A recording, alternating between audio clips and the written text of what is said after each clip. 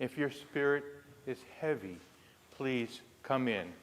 Our Unitarian Universalist heritage teaches us to keep love, never hate or fear, at the center of our beliefs and our work in the world.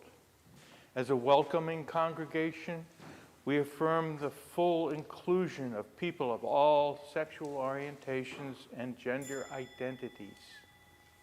A very special welcome to any visitors with us this morning, first-time visitors or repeat visitors. If you'd like to get connected and learn more about our community life, please take a moment to fill out the yellow card hanging on the back of the pew on the outside edge, on the back of the seat in front of you, or sign the guest book in the entry hall. We hope you will join us for lunch downstairs in our fellowship hall following the service, so we have a chance to connect in person. Before we begin, if the folks watching at home would like to light a candle or chalice along with us, please get that ready now so we can do this ritual together. It's a busy time, so we've got a long list of extra announcements this morning. First and foremost, let's see. Okay. I've made changes in the order of things, but there's a note in the order of service about poinsettias. Please check that out. We have an annual tradition of bringing poinsettias here for Christmas, and it's all explained in that note in the order of service. The holiday fair is coming on Saturday, December 13th, from 9 to 1:30. We're looking for chili contributions, particularly vegetarian chili, to be sold at the lunch cafe. Keep the recipe simple. We will combine vegetarian chilies into a bigger pot and hope to have about 4 gallons in total. If your specialty is turkey chili, that will be welcome, but we won't combine it with the vegetarian chilies, obviously. Please sign up with Holly Tanguay or me, Jim Seavey, if you would be making the chili. I didn't introduce myself. I'm Jim Seavey, the worship associate for today. Fair volunteers are needed to help in the kitchen, take food orders, to help set up the day before. See Holly Tanguay or Julie Allen after today's service to sign up. Is Julie here, Holly? Yes. Holly will now take a minute to introduce Julie Allen so you'll know who she is. Stand up? Sure. Not everyone may know Julie. She's relatively new to the church, but she has volunteered to help me organize the fair, and she and I will both have sign-up sheets. Thank you. Great. Okay. One pop-up. Pat Cronin and I will be handing out what I call my turkey drives to entice people to bake. I'm getting to the cookies. Don't worry. Thank you. I will point you out at that point. This time, it is time to bake for the cookie walk. The church provides a long line of tables at the fair, and you provide the baked goods. Please consider baking 2 to 3 dozen homemade cookies or bars. Please deliver your cookies to the social hall by 9 on Saturday, December 13th. Don't forget to label any containers you'd like to have returned. Make a note if there are any allergens in the cookies, like nuts or flour or whatever.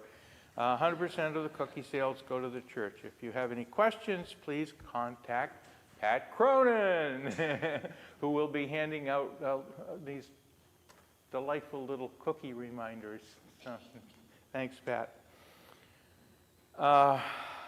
Okay. Reverend Janet and Carol Busquet. How do you pronounce that, Carol?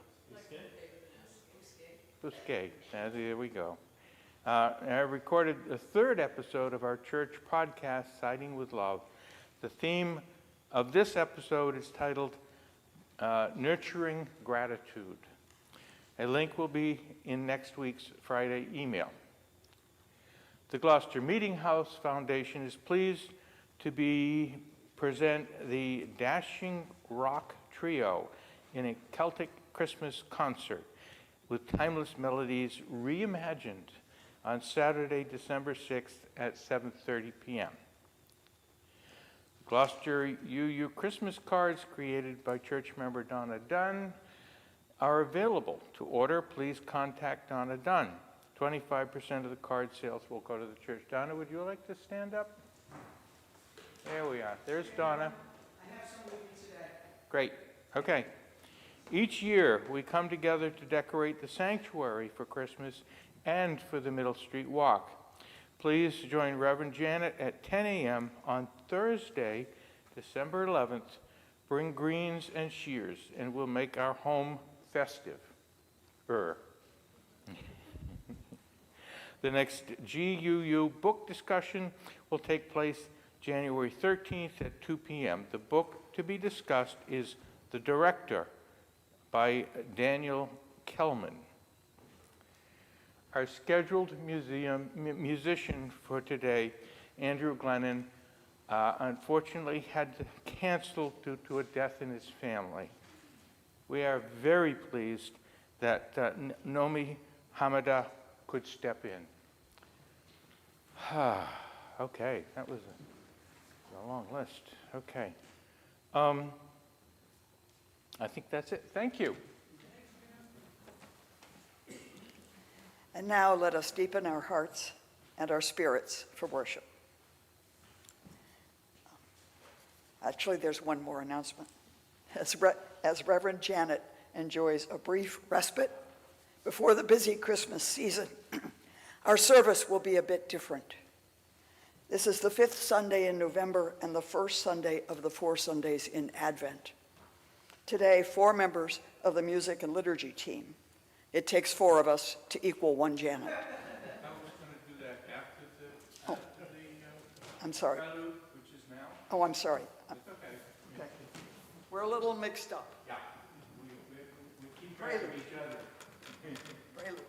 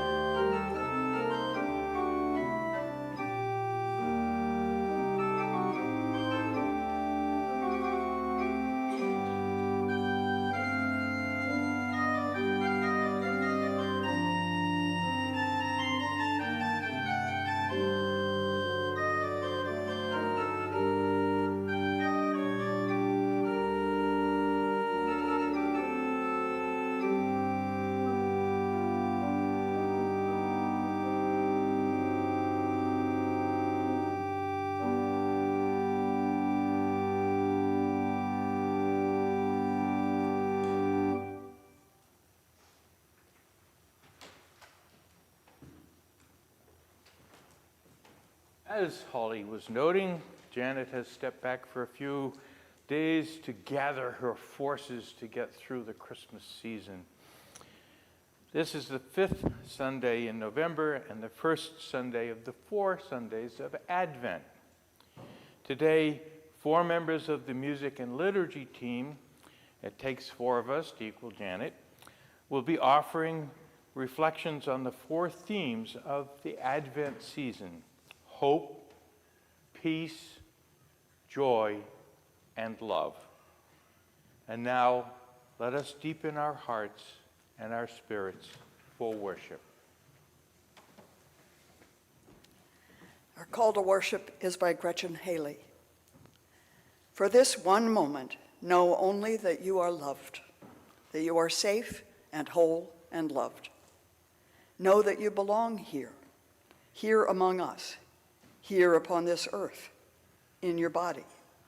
However tired or broken your heart may be, whatever fear, disappointment, anger you carry, for this hour, know you are not alone.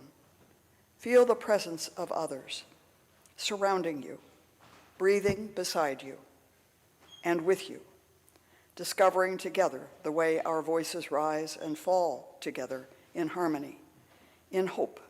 Claim here a resilient freedom, the choice for love, for light, to live with joy and gratitude and praise as a form of resistance. Already we are organizing. Come, let us worship together. Our opening hymn will be number 225 in the gray hymnal, O Come, Emmanuel.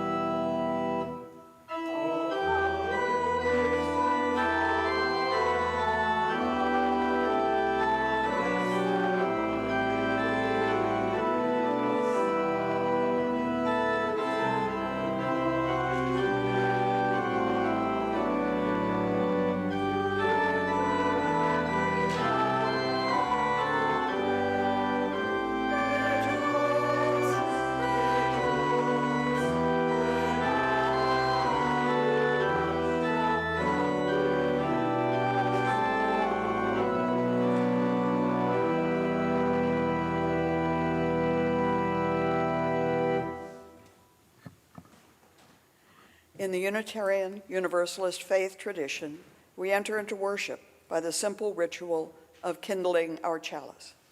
We join our fellow congregations everywhere in this act, which draws us together and reminds us that we are part of a greater community of faith. May we be reminded of our ideals of love and justice.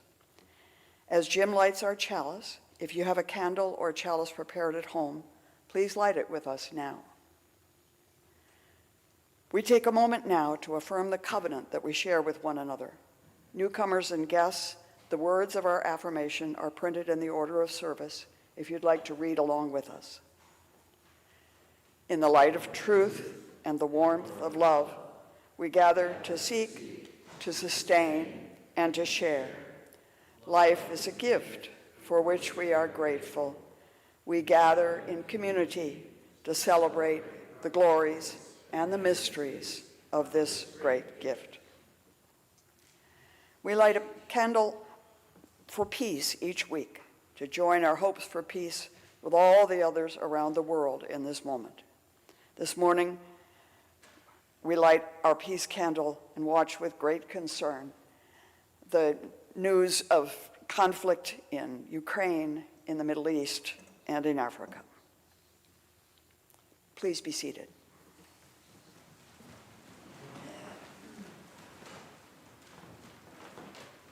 Many thousands of years ago, people in the Northern Hemisphere were thought to have gathered wreaths of evergreen and to have lit fires as signs of hope for the coming spring and renewed light.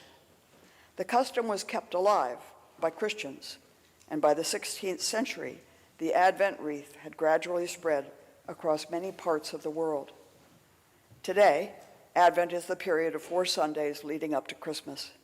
It's also the time in the Northern Hemisphere when days are shortest, when cold settles in, and when people need the cheer brought by the promise of light and warmth. As we light one candle each Sunday, this Advent wreath symbolizes our waiting experience. Week by week, the candles remind us that fear and hopelessness recede as more warmth enters the world. The flame of each new candle reminds us that more is yet to come. On this first Sunday in Advent, we light the first candle, the candle of hope.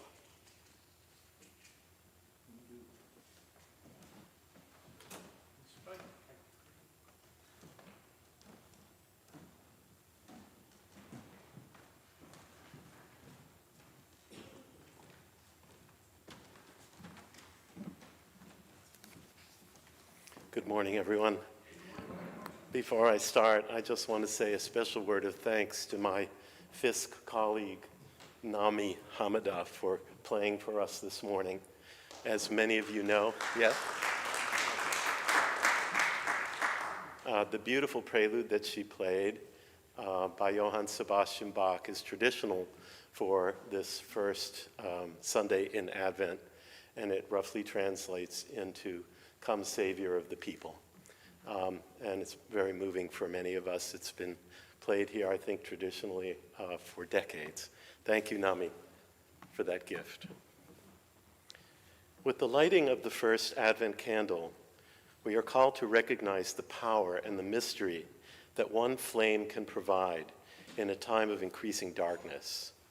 In our time, electricity is taken for granted, so we rarely encounter the strength of one candle, except in a rare instance when the power goes off.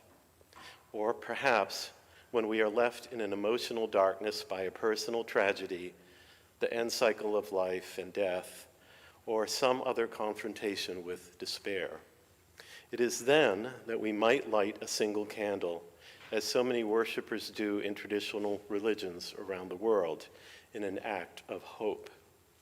It can literally be a candle or a lamp, or by seeking a transcendent guiding light in other ways.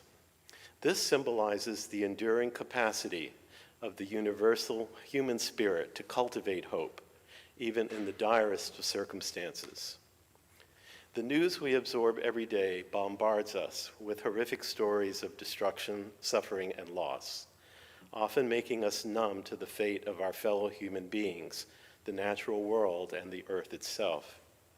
This constant messaging can lead us into deep despair, making us feel that there is nothing we can do and that we are simply holding off a reckoning with fate. As a result, we are tempted to hoard our material and spiritual resources within walls, both physical and emotional. Nearing the end of the calendar year, this season of shorter days and bitter cold can be seen as a societal or religious metaphor for the winter in our own lives.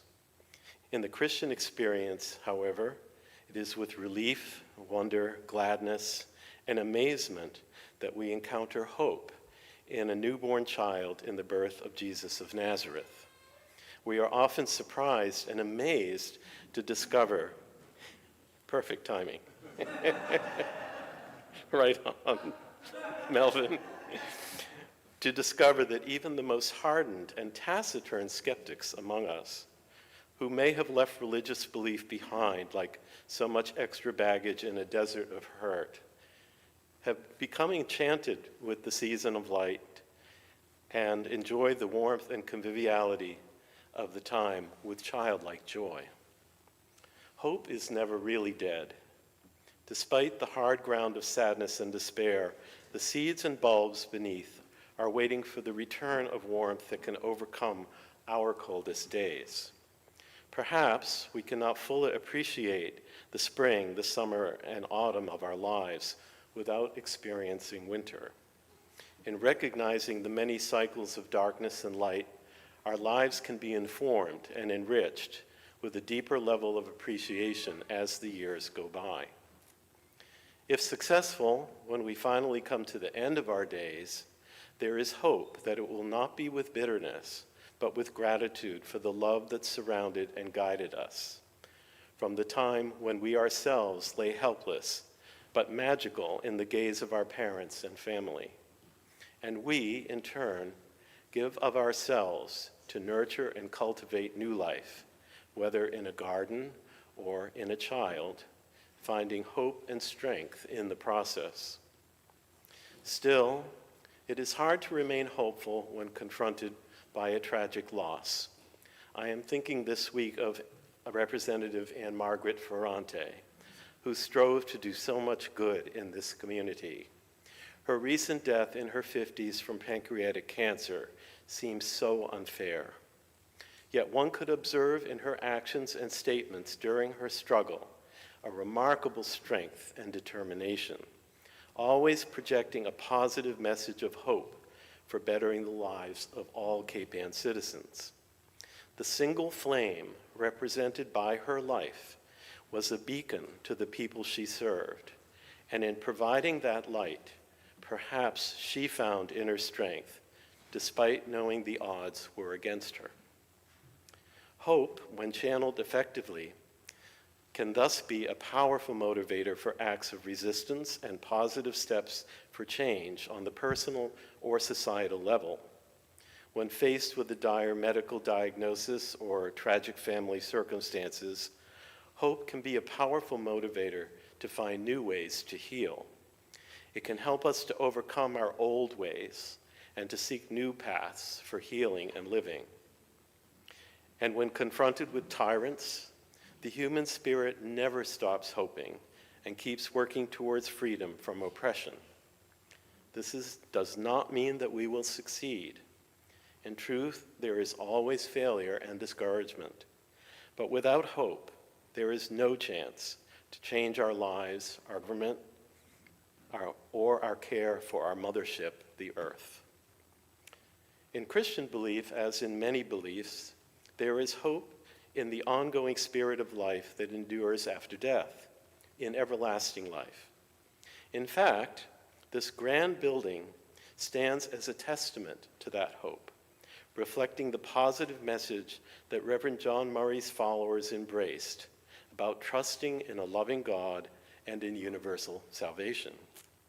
The Universalists, our forebears, chose hope over fear of divine retribution, rejecting the Calvinist doctrine that had dominated New England since 1620, and erected this church, which is more than equal to any congregational meeting house of the period.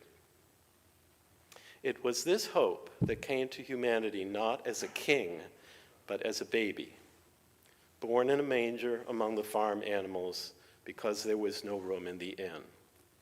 And that brought light into darkness. Advent is a time when we acknowledge and celebrate this great mystery and kindle an enduring hope as a flame that brings warmth and light to the darkness and reawakens the love in our hearts.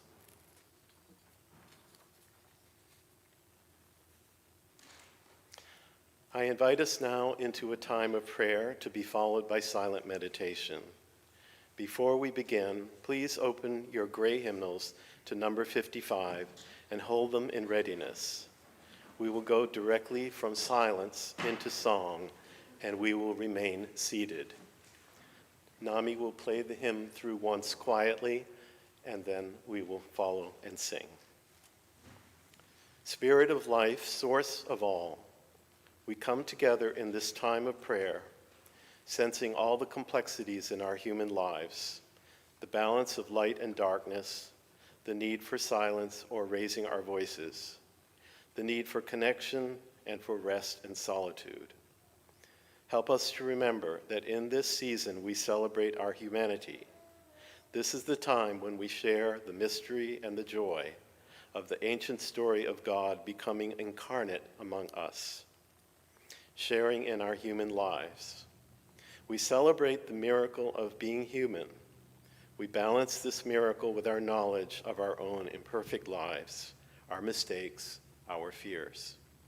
We ask for courage and resolve to choose to keep trying, to keep finding ways to make our world a better place, not just for ourselves, but for all.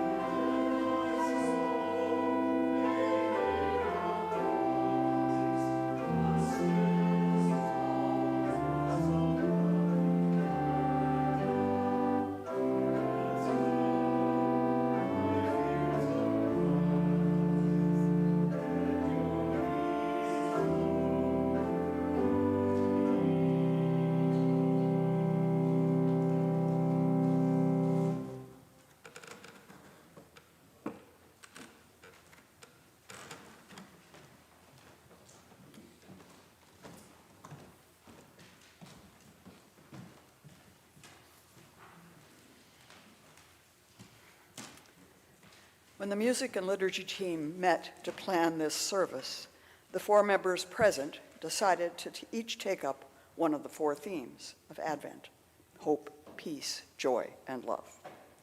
As befits a well-mannered team leader, I let the others choose first. The last theme to be chosen was peace, which therefore fell to me. Oh my. What wisdom could I share about peace? I have no shortage of the other 3, hope, joy, and love, in my life. But peace? I am so far from an exemplar of peace. I of the quick tongue and the hypercritical inner voice. Oh my, indeed. I hazard a guess that I am not alone in this feeling. Of course, I, like all of us, I hope, experience moments of peace, and they are cherished. Time spent snuggled up with a good book, and because I'm really fortunate, a grandchild. A few moments lost in the rhythm of waves lapping at the shore, or a pause in the morning routine to watch birds enjoying the bounty of feeders and fountain. It's the intentional pursuit of peace that eludes me. Many times I have tried to establish a meditation practice.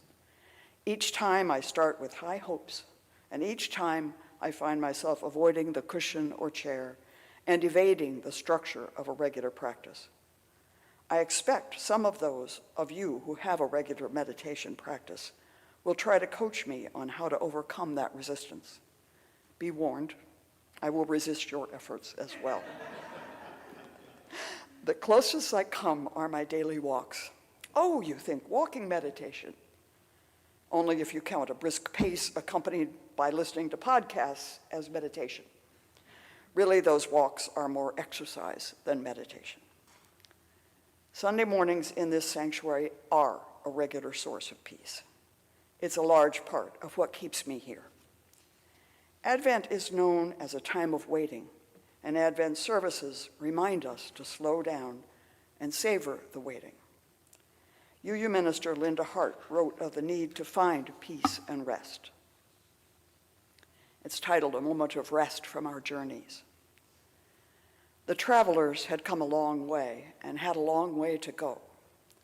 Unable to come off the donkey without her husband's assistance and the grace of a large stone, still she came down, one hand to her back, feeling the ache throughout her body. The child in her belly kicked and made her draw a quick breath. Leaning heavily on Joseph's arm, Mary picked her way along the path. Others on the road had told them that here they might find a spring with water so cold it would hurt their teeth. Here they might find a place of shelter and calm where they could bed down for the night. Here we come too to find a moment of refreshment and rest from our journeys. No matter where you are going on your journey, no matter if it is your choice to go or if you left by faraway edict, no matter if you carry a burden or the deepest of joys, no matter how weary and thirsty you may be, pause here. Take a quiet breath. Rest in peacefulness. Be renewed and restored. For in a short while, the journey will continue with its worries and troubles and joys and promises. Until then, let us join together, minds and hearts, and worship. For most of us, inner peace, like peace among nations, is something tasted briefly and savored, but not an enduring state. We need reminders, invitations, which call us back to the possibility of tranquility. When we experience peace, even for a brief time, our spirits open and deepen. Reverend Hart wrote of opening in the dark time of winter and Advent. It's titled, Open to the Blessed Darkness. In the quiet of these moments, let us take a common breath, unclench, and open to each other and the Holy One we call by many names. We arrive in these moments bearing the whole of our lives. We bring with us the worries and troubles of our days, sometimes overwhelming, loss beyond words, pain and struggle known only in the deepest place in our hearts. Here in the quiet, joined with each other, may we release our hearts from them, find a moment of peace.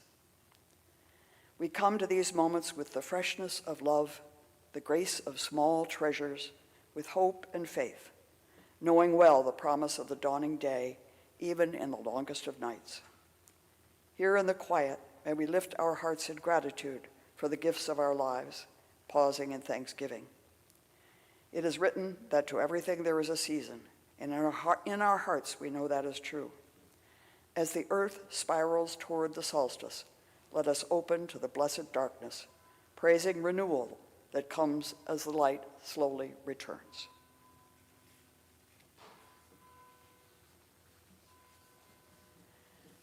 We gather here in this sacred and beautiful space this morning, grateful to all those who came before us, who made this church possible through their generosity and their commitment. Each week, we take up a collection to practice generosity, one of our UU core values. We give to carry our church forward into the future and to support all of our work in the wider world. Our offering this morning will now be gratefully received. Blessings upon the givers and upon your gifts.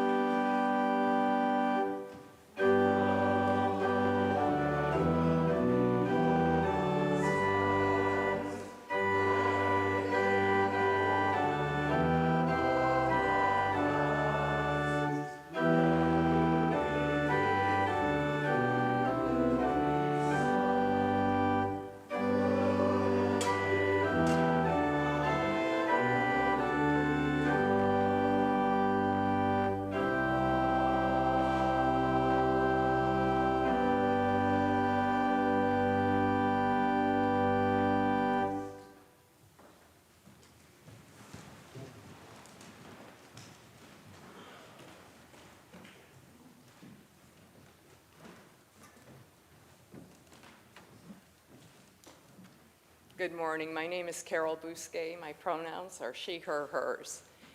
I cannot tell you how overjoyed I am to be here right now. The Advent season, often associated with the anticipation and preparation for the holidays, holds a unique place in the rhythm of the year. While its roots may be religious, Advent has also become a universal period of reflection, hope, and collective anticipation. A time when the world seems to pause, if only for a moment, to savor the possibility of joy. Unlike fleeting happiness, which tends to arise from specific events or material gains, joy is a deeper, more enduring emotion. Joy can be found in quiet moments, a sunrise glimpsed on a chilly morning, the comfort of a hot beverage shared with a friend, or the simple act of lighting a candle against the darkness of winter. During Advent, these moments of joy feel amplified as the world collectively prepares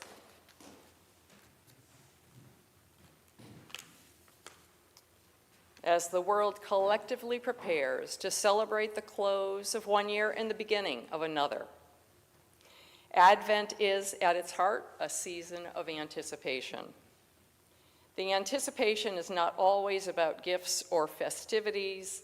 It is about looking forward to moments that bring meaning. This sense of looking ahead fosters joy by inviting us to pause, reflect, and appreciate what we have. The countdown aspect of Advent, whether marked by a calendar, candles, or traditions, creates small daily opportunities to notice and celebrate the source of joy in our lives. Another dimension of joy during Advent is the sense of community it inspires. As days grow shorter and colder, people naturally, seek warmth and connection. Advent gatherings, shared meals, and even casual greetings take on greater significance. These moments remind us that joy is often a shared experience born of connection with others. This collective spirit transcends belief systems, becoming an expression of humanity's universal longing for togetherness and celebration. Perhaps the most powerful aspect of joy during Advent is its invitation to mindfulness. The season encourages us to slow down, notice small delights, and express gratitude. Whether it is through acts of kindness, creative pursuits, or simply taking time for oneself, joy becomes a practice, an intentional choice to focus on what is good and uplifting, even amid winter's darkness and the busyness of the season. The Advent season offers everyone a chance to cultivate joy. It reminds us that joy is not reserved for grand occasions or specific beliefs, but it is found in anticipation, connection, and mindful appreciation of everyday life. As we mark each day of Advent, we are invited to rediscover the simple joys that make life meaningful, carrying the spirit with us into the new year and beyond. Our third hymn will be hymn number 10 in the gray hymnal, Immortal Love.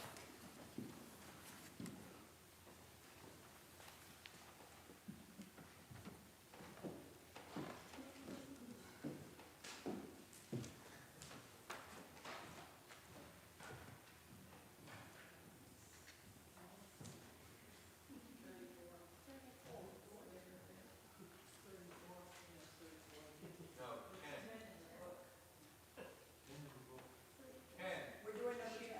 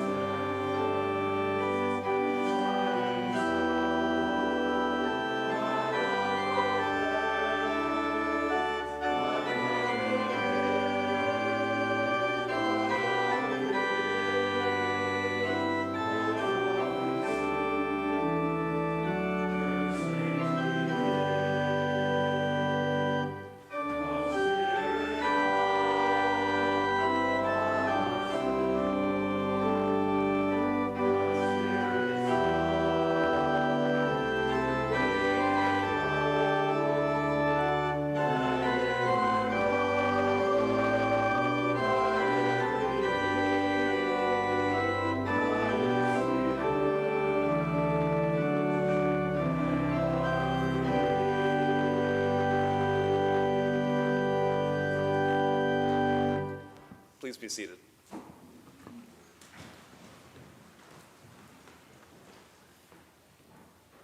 The woods in winter have their own beauty that cannot be matched even by the most refulgent summer or blazing fall. Now, shorn of its obscuring greenery, the shape of the land emerges, running and rolling into the distance, and the trunks of the trees rise up, and the boughs arch boldly, their branches make delicate tracery across the sky, each clearly etched against the gray, made all the more profound by the silence. All the wood's inhabitants now gone, or sitting snugly somewhere near in their own secret places. It is an austere beauty, and it is at first cold perhaps, but its strength is in its clarity, in its felt directness. It is the kind of beauty that crystallizes, that simplifies. It speaks of the essentials and it leaves out the rest. It is fitting that it is at this time of year that we celebrate Christmas, whose central message is equally simple, powerful, and essential: the message of love. Jesus came in love.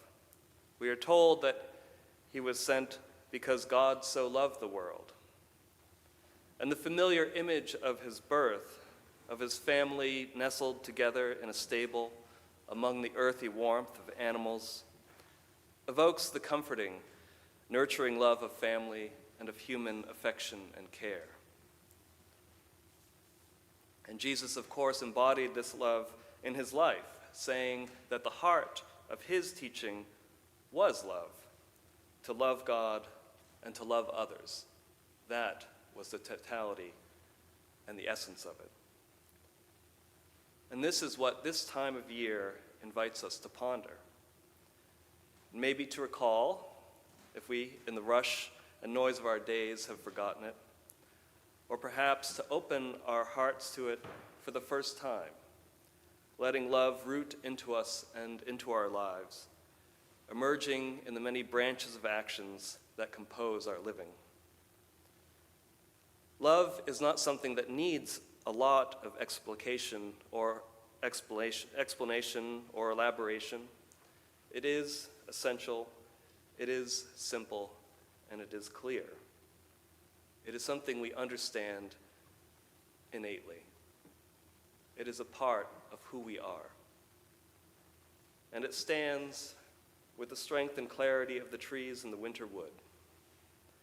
So let us go out and walk and see them, and let us live our lives in its midst. And now let us say our unison prayer, which is printed in this morning's order of service.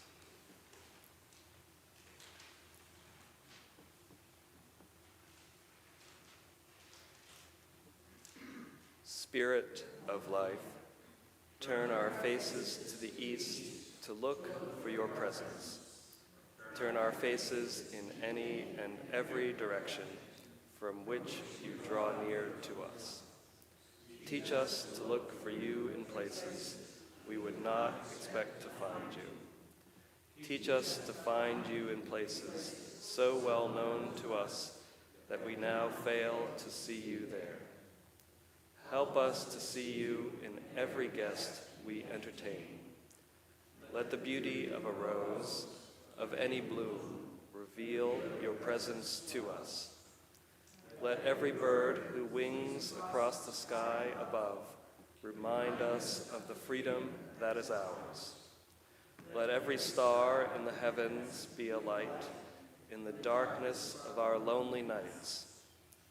Never let us forget that you are love, and that those who abide in love abide in you. Teach us to look east, sweet mystery, that we might find you in every place we look, including within ourselves. Within ourselves.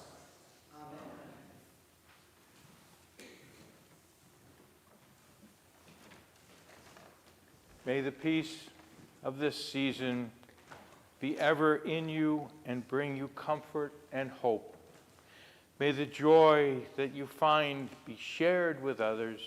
May the love of this season be with you throughout all the days of the year and give you strength and courage and faith. And may the light of this season shine in your heart and bring you hope and happiness and laughter. May you be sustained and nourished as we go forward into this next week, month, and to the new year. May all be well with your soul, or however you see yourself, your inner self. So be it. Blessed be. Amen. Song of parting? Song of, yeah, you. There's a song of parting first?